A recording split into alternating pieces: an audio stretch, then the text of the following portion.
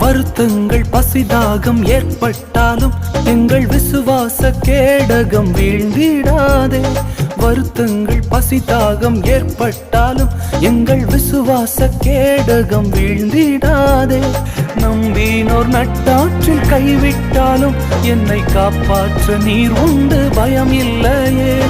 நம்பினோர் நட்டாற்றில் கைவிட்டாலும் என்னை காப்பாற்ற நீர் உண்டு பயம் இல்லையே. உந்தன் கிருபைகளை எண்ணி நான் பாடுவேன், உந்தன் மகிமைதனை தினம் நான் ருசிப்பேன். அல்லேலூயா அல்லேலூயா அல்லேலூயா அல்லேலூயா.